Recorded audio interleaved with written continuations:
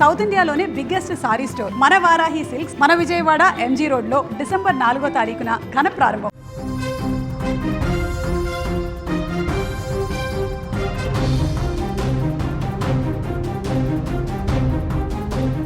Andhra Pradesh senior IAS అధికారి చిన్నరాముడు కుమార్తె మాధురీబాయి మృతి రాష్ట్ర వ్యాప్తంగా కలకలం రేపుతోంది.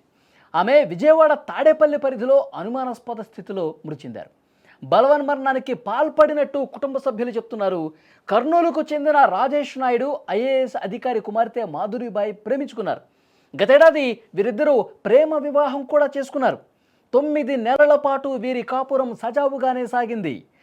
3 నెలల క్రితం విడిపోయినట్లుగా సమాచారం ఉంది. మాధురి పుట్టింటికి వచ్చినట్టు తెలుస్తోంది. పుట్టింట్లో ఉంటున్నటువంటి మాధురీబాయి తాజాగా విజయవాడలో అనుమానాస్పద స్థితిలో మృతి చెందిన సమాచారం వస్తోంది. ఆమె ఆత్మహత్య చేసుకుందని తల్లిదండ్రులు చెప్తున్నా భర్త వేధింపులే కారణమని మాధురి తల్లి ఆరోపిస్తున్నటువంటి పరిస్థితి. ఆ తల్లి ఏం మాట్లాడిందో ఒక్కసారి విందాం.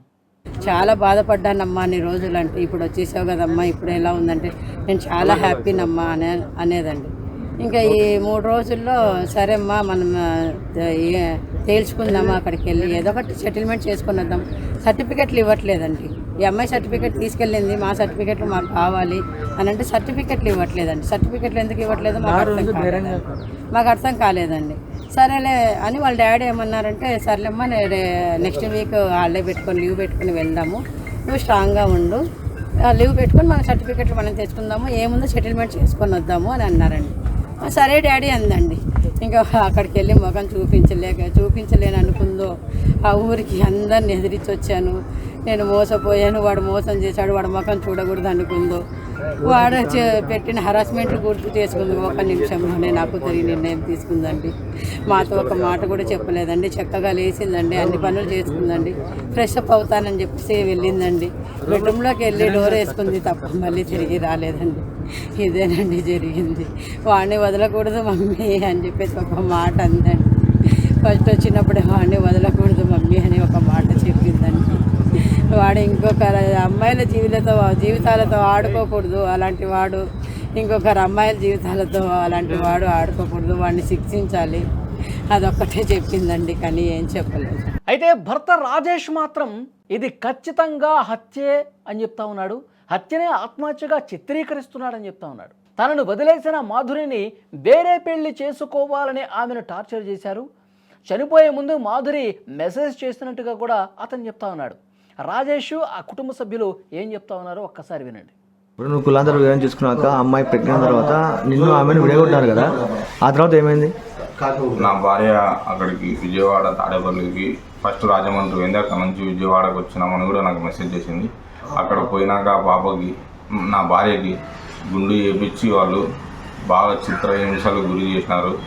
వాళ్ళ మమ్మీ, వాళ్ళ డాడీ, వాళ్ళ బంధువులు, పండగకి పోయి దసరా పండగ కూడా వాళ్ళ బంధువులు అందరు కలిసి బాగా చాలా ఇబ్బంది పెట్టినారు మా భార్యని. లాస్ట్ 15 days బ్యాక్ నాకు మెసేజ్ చేసింది, మామ వాళ్ళు నన్ను చంపుతారు, తర్వాత నువ్వు కూడా చనిపో మామ, ఎందుకంటే వాళ్ళు నిన్ను వదిలిపెట్టారు అని మెసేజ్ చేసింది. అమ్మాయి సూసైడ్ చేసుకున్నంత ఉందా? అమ్మాయి సూసైడ్ అయితే చేసుకోదు, వాళ్ళ మమ్మీ వాళ్ళ డాడీ చంపేసి ఉంటారు మా భార్యని గ్యారంటీగా అని నేను అనుకుంటున్నాను. ఆ పాప మా భార్య అంతగా సూసైడ్ చేసుకునేదంతే కాదు. ప్రస్తుతం ఈ విషయం ఏపీ వ్యాప్తంగా కూడా చర్చ తావిచింది. మాధురి మృతికి కారణం ఏంటి అనే చర్చ జరుగుతోంది. ఈ కేసుపై ఎలాంటి విషయాలు ఇంకా ముందు బయటకు వస్తే తెలియాలి. అయితే ఆ మాధురీబాయి తల్లి మాత్రం ఒకటే చెప్తా ఉన్నారు. సో భర్త వేధింపుల వల్ల సర్టిఫికేట్స్ కూడా దగ్గర పెట్టుకొని తీవ్రంగా వేధించాడు, వాడి మొహం చూడటం ఇష్టం లేక నా జీవితం ఈ విధంగా నాశనం అయిపోయింది, నాశనం చేసేసాడని చెప్పి మనోవ్యాధికి గురై ఇంట్లో లోపలికి వెళ్ళి తలుపేసుకున్నటువంటి కూతురు ఈ విధంగా చేసుకుందని చెప్పి ఆ తల్లి కొంత బాధతో చెప్తున్నటువంటి పరిస్థితి. కానీ ఇక్కడ భర్త రాజేష్ మాత్రం దానికి పూర్తి భిన్నంగా చెప్తా ఉన్నాడు. మీరు కూడా విన్నారు.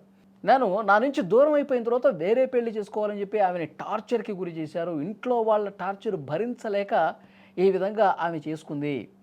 అలాగే నాకు మెసేజ్ కూడా చేసింది, నిన్ను కూడా బతకనివ్వరు, నిన్ను కూడా ఏదో రకంగా ఈ విధంగా టార్చర్ చేయడానికి ప్రయత్నం చేస్తారు అని మెసేజ్ చేసిందని కూడా చెప్తా ఉన్నాడు.